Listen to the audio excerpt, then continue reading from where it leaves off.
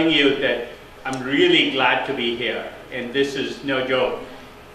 This conference is probably the only time in the last decade I've ever asked anybody to speak at a conference. So you like to talk about failure? I love to talk about failure. I get swamped with speaking requests. I probably get over 100 a month. And it's the only time I can remember, I was trying to remember in the last 10 years that I've ever called somebody and said, I'd like to speak at a conference. And this is it. So why is it that you feel that it's so important to talk about failure? You know, and that's probably a great place to start. Why is it so important? I've always felt that my willingness to succeed gives me the ability to, my willingness to fail gives me an ability to succeed. When I started the biofuels effort, and we can go back to the early days, Harvard Business School did a case on the Khosla Ventures biofuel strategy. Right at the top of the case, before they started the introduction, they put this quote from me: my willingness to fail gives me the ability to succeed.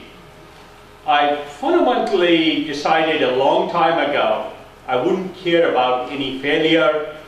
I wouldn't care about what others thought. I wouldn't care, I would only care about what I thought was worth trying and just do it. I also think, and this is a very important part of failure for me, that I don't mind failing, but if we succeed, it better be worth succeeding, which is the flip side of failure, which sort of explains my attitude. What do you mean by worth succeeding? I was just getting to it. You know, I find most people, especially in the venture community, in the financial community, try and reduce risk. Which is a good thing generally, but most people reduce risk to the point where what you're doing is so riskless that when you succeed, it's inconsequential. So in the process of reducing risk, they reduce the consequences of success to inconsequential. And this is why it becomes important to take the risks and not be afraid of failure, and to truly talk about what happens when you take those risks. I fundamentally believe big companies don't innovate, and they don't innovate because nobody wants to be a failure in a big company. It hurts their careers. And in many ways, if you're early in your life and career, or don't have Steve Jobs-like status, it's actually great because you have the freedom to fail, and most people don't notice. And if you're not afraid to fail yourself, it's very liberating. When I finished business school at Stanford, I jumped into a startup because I love two things about that. First, I sort of told my VCs, if we win, we win. If we lose, you lose. The VCs lose, not me. This was a great deal. And I frankly told them, I had nothing to lose but my student loans. I had nothing else. So it's important to ask the question, what is the consequence of failure? Like, what's the worst thing that could possibly happen? What's the worst thing that could happen? Usually it's much more trivial. It's mostly in our head. And what's in our head prevents us from trying the things that let us really have successes that are consequential. You mentioned big companies and challenges with innovation. You also mentioned Steve Jobs. I definitely want to speak with him about him a little bit as well. But there's a question here from Catherine Webster. Your thoughts on what happened to Sun Microsystems? You know, Sun's a complex story. In the last 10 years, I wasn't that close to it. But fundamentally, I think Sun didn't take enough risks. They didn't try enough new things. Let me give you a little bit of history on how to manage risk and failure. Nobody likes to fail, but it's important not to be afraid to fail. But it's also important to keep questioning yourself. Failing with overconfidence is a bad idea. One of my favorite books is a book Andy Grove, the founder of Intel, wrote called "Only the Paranoid Survive." When you're doing something new, you are going to fail. You are taking a risk. No risk, no rewards. But if you are taking a risk, it's important to constantly get the best feedback you can. To constantly question yourself and see what you're doing wrong. And to make each failure as small as possible by rapidly adjusting and pivoting, whatever the Valley term is, on your strategy. I find either people don't want to take risk or they're so overconfident, and I can talk about 3DO, which was a pretty fun failure for me, where you get overconfident and arrogant and don't need to listen to anybody because you're hot shit, right? What about the people who have that attitude before they've actually succeeded? Well, and I think that's a big problem with entrepreneurs. Most entrepreneurs fail because not because of what they know, not because of what they're really good at, because they ignored what they don't know and didn't know what they didn't know. And didn't think to ask or... And didn't think to ask. I tell entrepreneurs, and don't do this to me, but even if you're not looking for VC funding, go ask VCs about your plan. At the very least, they'll critique it for you. Find out failure modes that they're worried about that might happen. Collecting every possible way your ideas might fail, and building contingency plans is really important. I don't want this to be a monologue, but as part of contingency plans, part of contingency plans, this is just a stream of consciousness, not what we had planned, but that's okay. You want to keep adjusting and keep questioning and keep testing and modifying, but it's also important that you be obstinate about your vision. And this is a delicate balance of how you get input on what is working and what isn't. You briefly mentioned Steve Jobs. My favorite thing about Steve Jobs is when everybody in the press was saying a phone without a keyboard would never work, and RIM was adding more, and Blackberries were adding more keys to your keyboard. They were adding going from 8 or 9 keys to a whole keyboard. Steve went the other way because he passionately believed in what he was doing. He had a vision, and he didn't lose his vision. I'm sure he tried the phone in many different ways and kept adjusting and modifying that vision. But he didn't lose the essence of it, which to create a new experience for people. And so that's a delicate balance. There's no magic formula. Get as much input as possible, get as much critique as possible, ignore the people who look at your stuff and are hypocritically polite. And most input you get directly will be hypocritically polite. And you have to find ways to not pay attention to it because it can give you overconfidence. And most people don't like being blunt.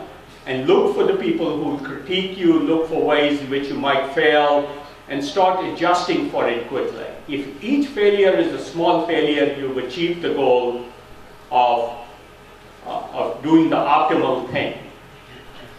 So you were, let's talk a little bit more about your own experience of failure. So you decided, made a conscious decision when you were a teenager that technology was the direction that you wanted to go. You read something about Intel, you were looking at what this was all about, it must have intrigued you. I think you were reading the EE Times or something, so not exactly what most teenagers might necessarily be reading, but clearly you were we're wired for this at an early age. And technology is fraught with failure. Technology and the sciences are fraught with failure. Can you remember when you hit your first real wall, when you made your first really big, oh, maybe I should have gone that way, and what you learned from that? You know, for me, no one thing catches my mind. Probably the first time I really faced sort of this issue of overconfidence and suddenly running smack into a wall was when we did a company called Dynabook. And then after that, we did a company called Go. Somebody has their hand raised. Oh. Do you want to finish the about Dynabook? Okay.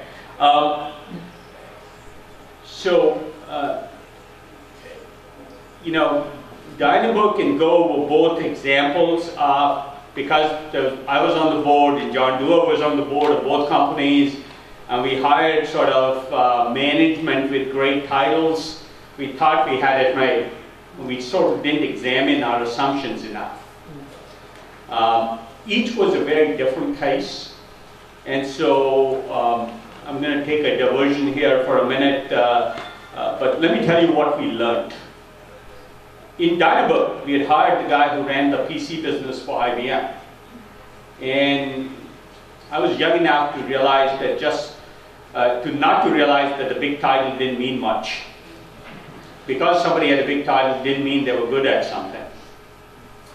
It was true they'd gone through the experience, but what they did with the experience wasn't very clear to me. And since then, I've stopped believing all authority.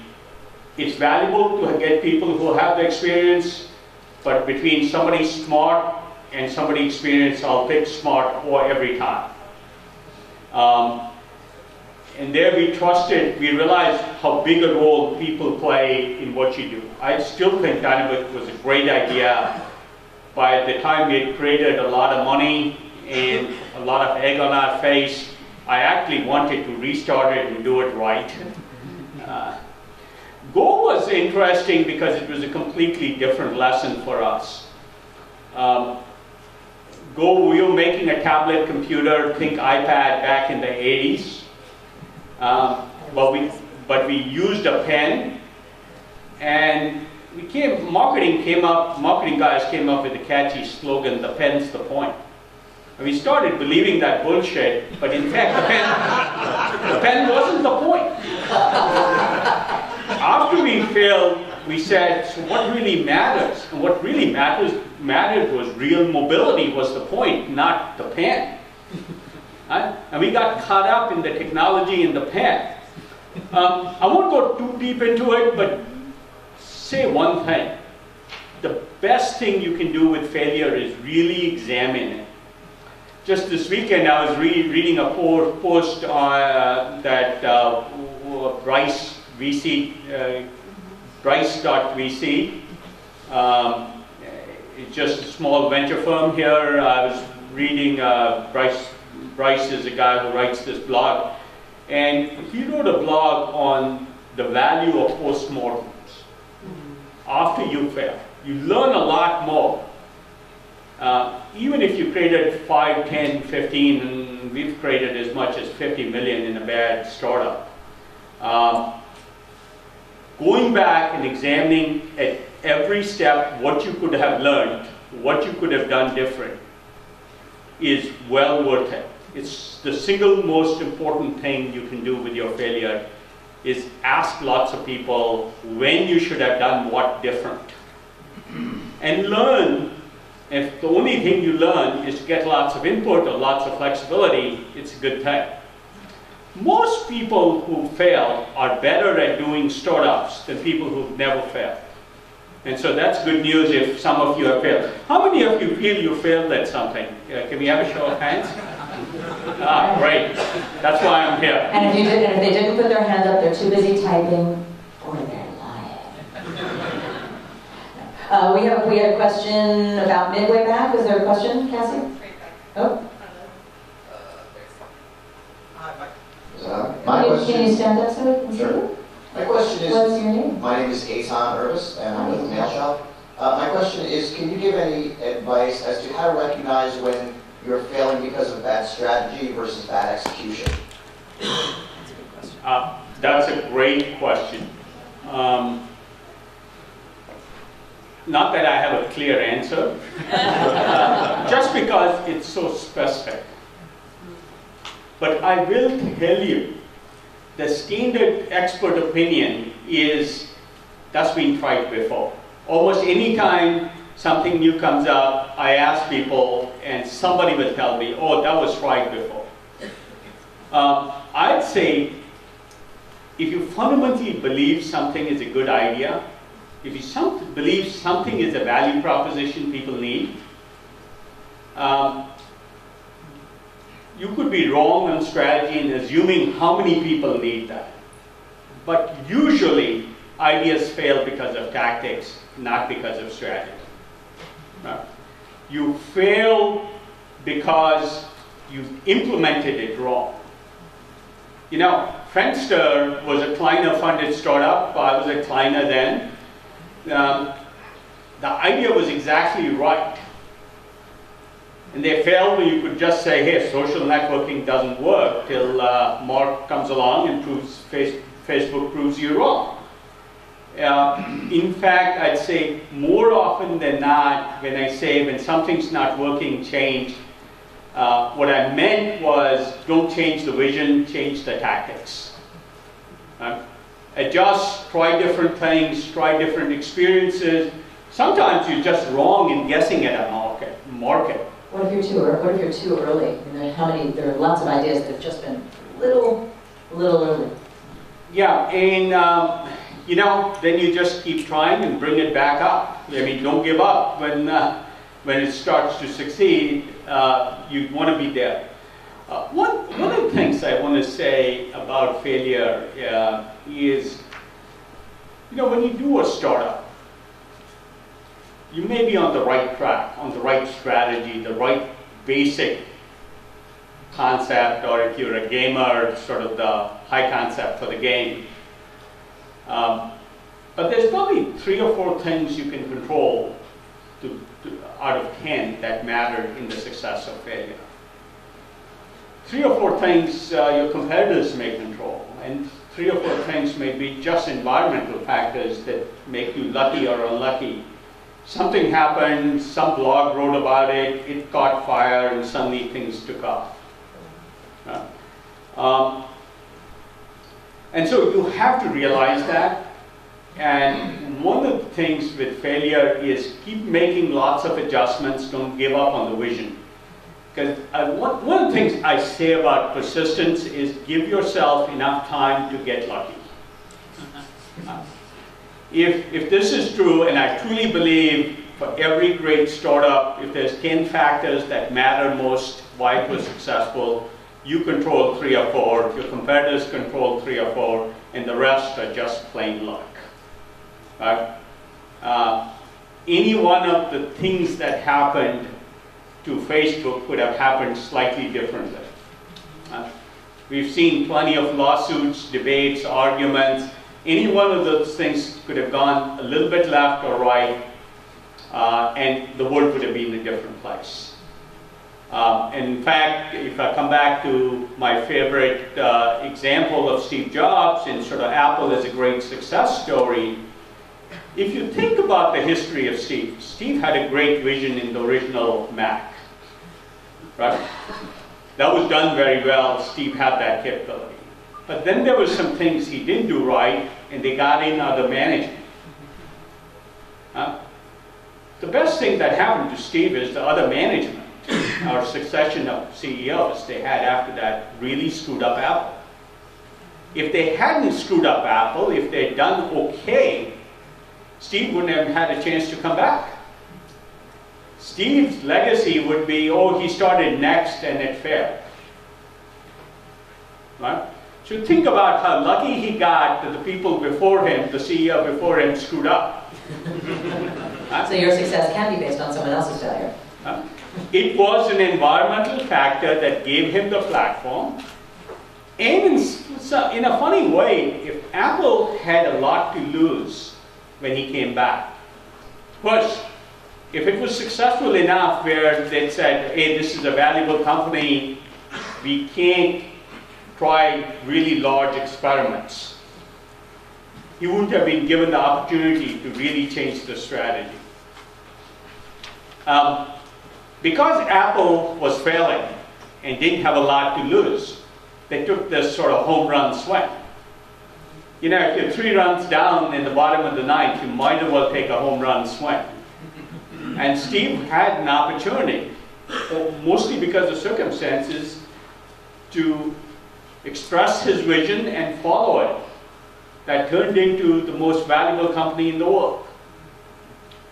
The fact is, Steve's strengths were always there, including the time he was not at Apple, including the time he attempted something different at Next, and you know, mostly failed at it. You talk a little bit about the difference between good failure and bad failure. It's not all failure is not the same. How do you differentiate between the two?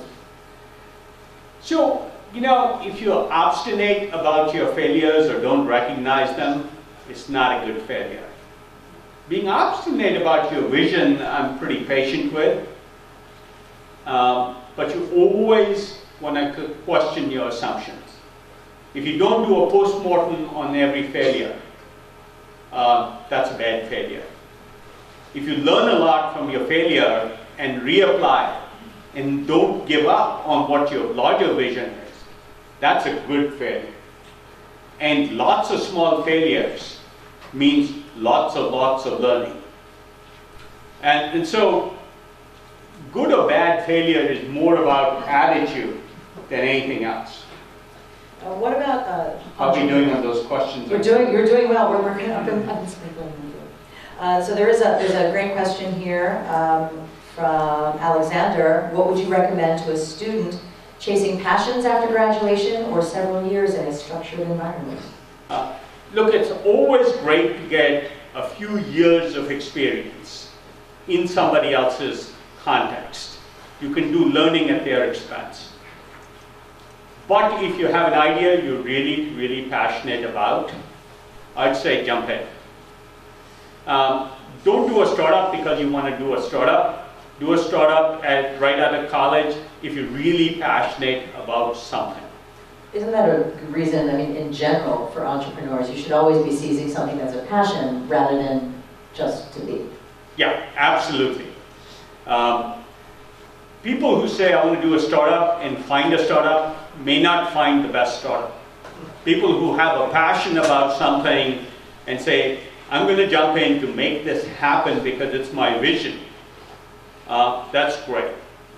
My daughter is 23, just started something because she said, hey, I love Facebook, I use Facebook, but Facebook is dumbing teenage girls down because there's no serious discussion on any topic. And so she wants to do a startup on serious discussion. Now she's passionate about it, she'd do much better learning about startups, joining another startup. But I said, go for it. So she's doing her own startup, she has 3 people, and great. It's genetic. We have a great question here from Inga about your thoughts on clean tech as a slow young industry with many failures like Solyndra.